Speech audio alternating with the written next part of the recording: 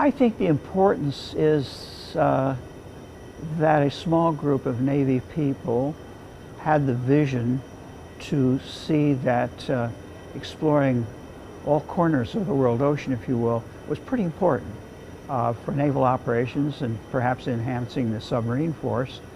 And we were all submarine types, on the military side, and this was an extension of submarine operations, if you will. It's not really a submarine, of course, but the closest job description you could get in the Navy was, for bathycaphe pilot or submersible pilot, was submarine qualification.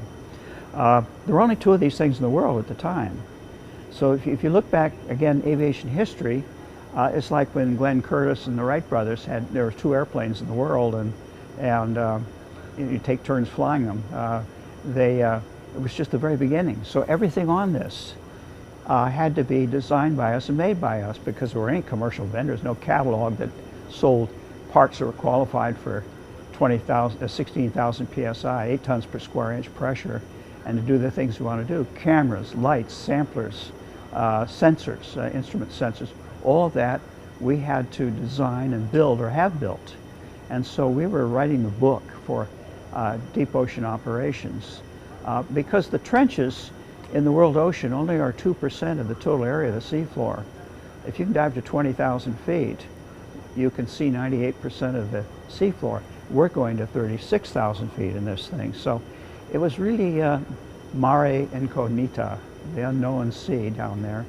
And but what's the knock-on effect? Well, when I go to trade shows today, 60 years later, and I look at these vehicles, of course, those days we didn't have unmanned, like the underwater drones, or tethered ones like the remotely operated vehicles. And manned vehicle was the only thing we had. Why? Because it was easier to put a person in something like this to do the job than we could use robotics of the time. You know, vacuum tubes and not very good batteries, or batteries that took up so much space there's no room for the people. And so it's all very primitive. And the most reliable stuff in this thing was 2 humans, because the human brain is a pretty good computer.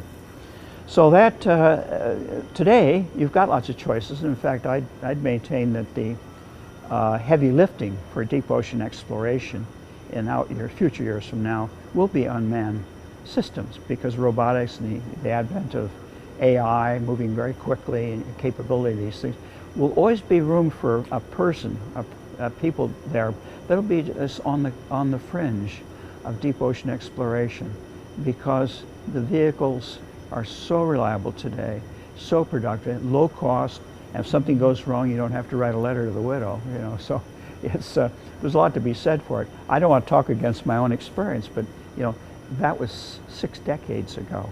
6 decades before I made this dive, they didn't have the first airplane. That gives you an idea of the spatial distance between where you started and what's going on today. I get asked a lot by people, well, Dr. Walsh, what's different from a nuclear submarine? And I said, that's like standing Wilbur Wright in front of a 747 and saying, well, what's the difference between your airplane and this one? But when I go to the trade shows, coming back to my thought, I can see our fingerprints, our DNA on everything, that where we first started. Underwater manipulators, mechanical arms and hands, the cameras, the lights that we developed, the things we needed to make this an efficient oceanographic or scientific platform. And that gives me a great deal of pleasure. You talk to young people in the trade show on the stands, and some kind of whiz-bang underwater vehicle, and you tell them, well, I used to do this sort of thing a few years ago, and their eyes kind of glaze over, so the young'uns aren't very interested. So that comes back then to a question you asked a moment ago, and that is, what's the knock-on effect? What's the important thing in the Navy, and to, let's say, studies the ocean as a whole?